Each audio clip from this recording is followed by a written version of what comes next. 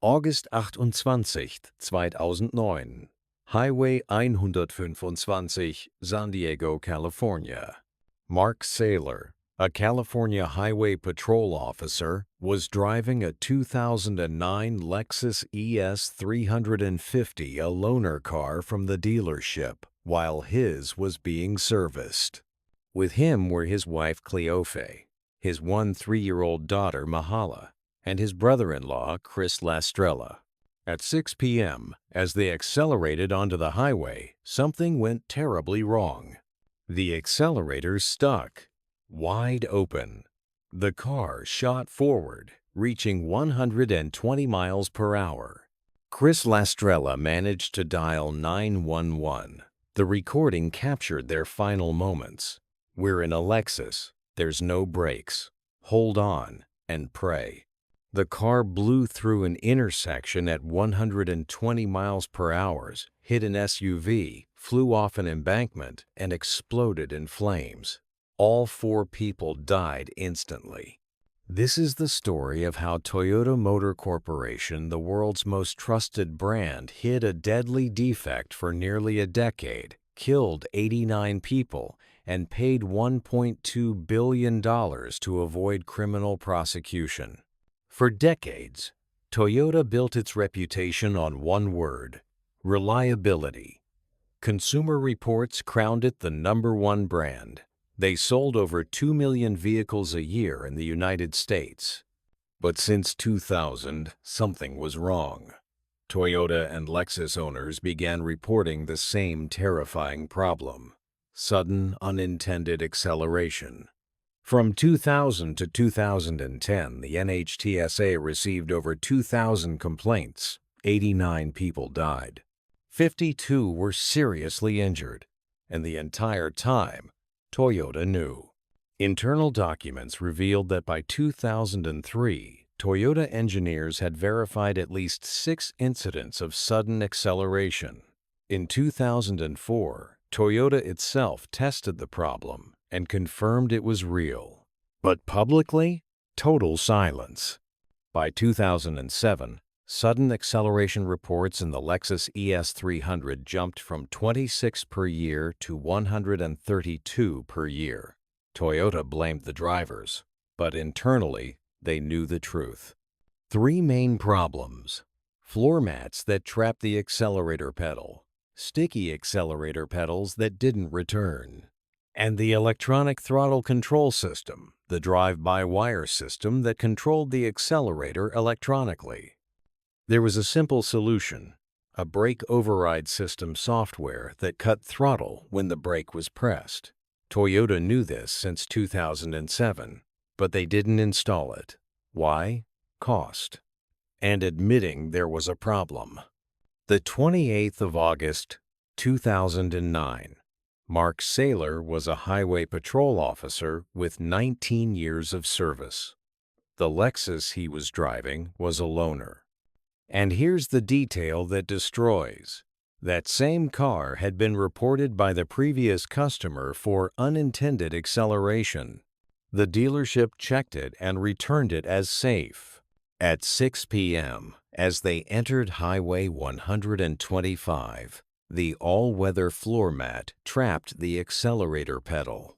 Wide open, 100% power. Mark Saylor tried everything: brakes, neutral, turning off the car. Nothing worked. The car reached 120 miles per hour. Chris Lastrella made the 911 call. "We're in a Lexus. We're going into the intersection. Hold on and pray." The car ran the red light at 120 miles per hour, hit a Ford Explorer, flew off a 30-foot embankment, and exploded. Mark Saylor, 45. Cleofe Saylor, 45. Mahala Saylor, 13. Chris Lastrella, Trent of Witt, all dead. Burned beyond recognition. The 911 call leaked to the media. The country was shocked. And finally, Toyota could no longer hide. The 29th of September, 2009, 1 month after the Saylor family died, Toyota announced a recall of 3.8 million vehicles. The solution? Remove the floor mats and shorten the accelerator pedal. But it was far from over. November 2009.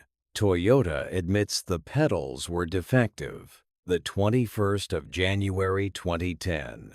Toyota stops selling 8 models in the U.S. completely. The 26th of January 2010. Recall of 2.3 million additional vehicles. Total over 9 million vehicles recalled in the U.S. Toyota's stock price plunged 20%. Sales dropped 16%. And then the U.S. Congress got involved.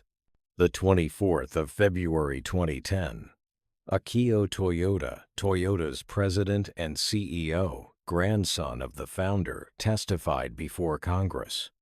Speaking in English, tears in his eyes. I'm deeply sorry for any accident that Toyota drivers have experienced. I take full responsibility. But congressmen weren't interested in apologies. They wanted answers. How many people needed to die before you acted? You knew in 2004. You knew in 2007. Why did it take until 2009? Toyota insisted the problem was only floor mats and sticky pedals, not electronics. But internal documents told a different story. Emails showed Toyota executives coached NHTSA to minimize the problem. One internal email: "We won. We limited the scope of the recall." Another: "Saved $100 million by avoiding electronic recall." They celebrated avoiding recalls. While people were dying, Toyota knew in 2003. By 2007, they had the solution, but they chose profit over safety. A brake override system would have cost $5 to $10 per vehicle. For 5 million vehicles, that's $50 million. Toyota saved $50 million, and it cost them much, much more.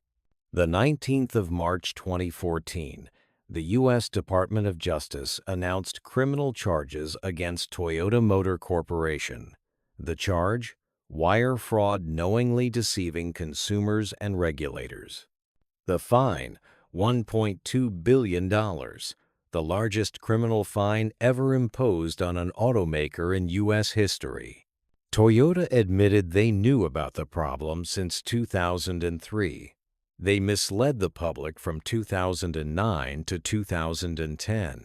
They prioritized cost over safety. But no executive went to prison. $1.2 billion is a lot of money. But for Toyota, which makes $250 billion in annual revenue, it's just 0.5% of 1 year. Plus $1.63 billion in victim settlements. $48.8 million in NHTSA civil penalties. Total, over $3 billion in costs. And still, 0 executives jailed. Let's be clear about what really happened here. 89 people died, 52 seriously injured. Not by accident, by corporate choices. The Saylor family: Mark, Cleof, Mahala, Chris. Dead in seconds. All these deaths could have been prevented. A brake override system costing $5 to $10 per vehicle would have saved almost all these lives. $50 million to equip 5 million vehicles. Toyota saved $50 million and paid $3 billion later. But more importantly, 89 families will never get back the people they lost. Today, Toyota remains one of the world's largest automakers. Their sales recovered. What changed? Brake override systems are now mandatory on all vehicles sold in the U.S. Toyota installed brake override on all vehicles manufactured after 2011. What didn't change? 0 executives went to prison. None. Toyota paid fines, but treated it as a cost of doing business. And the pattern continues. Companies make cost-benefit calculations with human lives. The Saylor family tragedy didn't need to happen. The 89 deaths didn't need to happen. But they did because a company chose profit over people. Toyota knew since 2003. They could have acted in 2004, or 2007, or 2008. But they waited until 2009 until a highway patrol officer, his family, and a 911 call forced their hand. This is the lesson from Toyota. When corporations self-regulate, people die. The only thing companies fear more than fines is sunlight, transparency, accountability, real justice. Until then, the next tragedy is just one